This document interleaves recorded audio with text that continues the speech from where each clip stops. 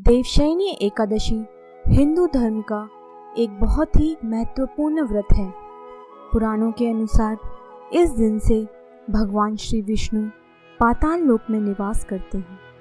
भगवान विष्णु का यह निवास 4 माह के लिए होता है, जिसे हम चतुर्मास के नाम से भी जानते हैं। देवशयनी एकादशी आषाढ़ माह की शुक्ल पक्ष की एकादशी को मनाते हैं। देवशयनी एकादशी, हरिशयनी एकादशी, पद्मनाभा आदि नामों से भी प्रसिद्ध है। समस्त व्रत आदि में देवशयनी एकादशी व्रत को सर्वश्रेष्ठ माना गया है। भक्तों, यह है हमारा YouTube चैनल दीपावली और आज हम आपको देवशयनी एकादशी का महत्व, कथा एवं पूजन विधि का विस्तार से वर्णन करने जा रहे हैं।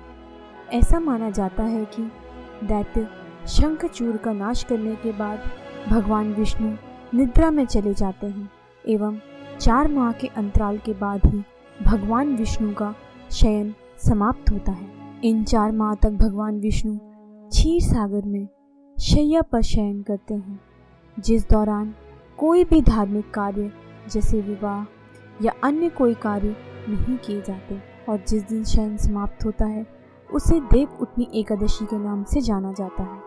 इस दिन भगवान विष्णु की विशेष पूजा अर्चना की जाती है। यह दिन भगवान विष्णु की पूजा अर्चना के लिए अति उत्तम माना गया है तथा ऐसी मान्यता है कि इस व्रत को पूरे विधि विधान से करने से सारे पापों से मुक्ति मिलती है। आइए अब हम आपको इस वर्ष में आने वाली कुछ महत्वपूर्ण एकादशी के बारे में बताते हैं। आइए अब हम आपको देवशयनी एकादशी व्रत की पूजा विधि बताते हैं। देवशयनी एकादशी के दिन दैनिक कार्यों से निवृत्त होकर स्नान करें। पूजा स्थल पर श्री भगवान विष्णु की मूर्ति की स्थापना करें तथा पंचामृत से भगवान की प्रतिमा को स्नान कराएं। इसके बाद पूर्ण श्रद्धा भाव के साथ भगवान विष्णु का ध्यान करें एवं फल फूल, धूप दीप इत्यादि से भगवान की पूजा करें। इसके बाद एकादशी व्रत की कथा सुननी चाहिए एवं अंत में भगवान विष्णु की आरती करके प्रसाद बांटना चाहिए। देवशयनी एकादशी व्रत के दिन नमक का सेवन नहीं किया जाता। देवशयनी एकादशी के पीछे पुराणों में एक कथा प्रचलित है। बहुत समय पहले की बात है। सूर्यवंशी कुल में मान्यधाता नाम का एक चक्रवर्ती राजा हुआ करता था। वह बहुत ही महान, प्रतापी, उदार तथा प्रजा का ध्यान रखने वाला राजा था। उस राजा का राज्य बहुत ही समृद्ध था।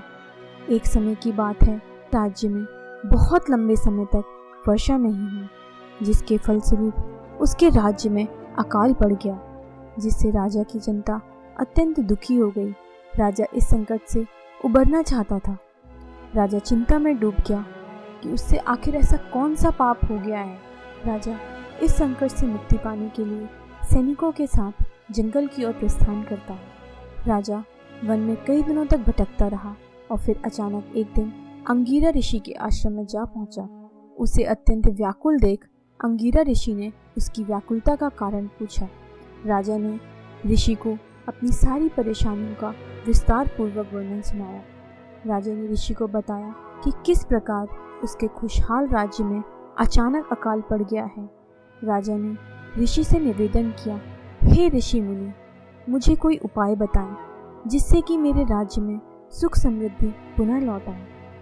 ऋषि ने राजा की परेशानी को ध्यानपूर्वक सुना और कहा, आपके राज्य में एक शूद्र तपस्या कर रहा है, किंतु सतयुग में वेद पढ़ने का तथा तपस्या करने का अधिकार सिर्फ ब्राह्मणों को है। आपके राज्य में आज अकाल की दशा उसके कारण ही हुई है।